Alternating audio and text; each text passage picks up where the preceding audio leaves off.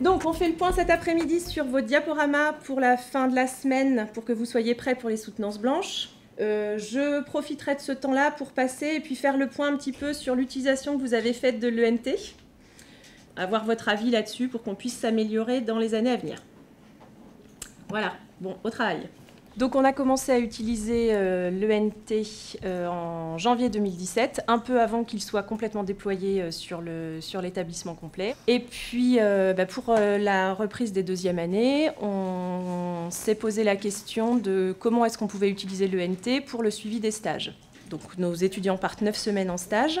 Ils ont un rapport de stage à faire et nous, on les pousse à ce que ce rapport de stage soit le plus avancé possible à la fin de leurs 9 semaines de stage, ce qui nécessite de pouvoir les corriger au fur et à mesure. On a créé un cours de généralité sur les stages où ils ont accès à de la documentation sur les consignes pour l'élaboration du rapport, les consignes pour la soutenance, et puis ils ont un dossier privé, donc ça a nécessité la création de dossiers individuels, et la modification des autorisations et des droits pour chacun des dossiers, de façon à ce qu'un dossier soit accessible par l'étudiant uniquement et par son prof référent, avec des droits à la fois de lecture et de modification.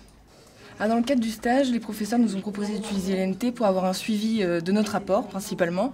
Donc, c'est-à-dire qu'on avait un dossier de partage où nous mettions nos petites parties de rapport à l'intérieur. Et on avait un second dossier où les profs nous mettaient notre partie corrigée, avec comme petite partie relue.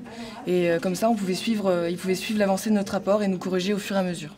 Je postais mon exemplaire de rapport et en fin de compte, dans la courant mi-semaine, j'avais déjà ma réponse. Ouais, c'était assez rapide. Donc dans l'ensemble, on pouvait facilement communiquer, ça me donnait un bon regard extérieur sur ce que je faisais et c'est vrai que c'était très utile. Pour ceux qui ont travaillé sous Word, en fait, le fichier s'ouvre en ligne. Quand il ouvre le document, il a accès aux commentaires, aux modifications qui ont été faites, sans qu'il y ait besoin de faire attention à la façon dont la version est renommée, puisqu'il n'y a qu'un seul fichier qui est corrigé au fur et à mesure. Et j'avais des corrections en retour, du coup j'allais voir, je ouvrais sur Word. Je regardais les commentaires, je modifiais et je remettais après. C'est plutôt pratique parce qu'on n'avait pas la possibilité d'avoir l'enseignant avec nous comme au lycée, vu qu'on était sur notre lieu de stage et parfois c'était plutôt loin. C'est un dialogue à distance, ça nous permet de pouvoir communiquer. Moi j'étais à Rouen par exemple, et ma professeure était à Caen. C'était en lien avec notre plateforme, on va dire, du lycée, donc on n'avait pas besoin de recréer une session comme sur Google ou ce genre de choses. Et c'est assez simple d'utilisation surtout. Il y a juste à déposer le fichier, c'est fait. Et on peut mettre n'importe quoi, n'importe quel type de fichier, donc là-dessus c'était très pratique. En général, j'utilise aussi le NT pour faire le point sur les actualités qui se passent au niveau des cours, etc.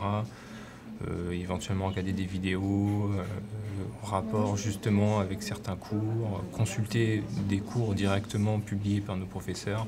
Là, pour l'instant, on s'est servi de cet outil pour le rapport de stage, mais ça pourrait être le cas également pour nous mettre à disposition le support de leur diaporama. Là, l'avantage, c'est d'utiliser ce même outil qu'ils utilisent par ailleurs pour l'accès aux cours, aux évaluations, au QCM. C'était de continuer à utiliser cet outil et de l'utiliser au mieux. Donc le point positif de cette utilisation par rapport à Dropbox ou par rapport à une plateforme comme Google Drive, c'est que c'est non commercial, donc normalement derrière, pas de récupération des données.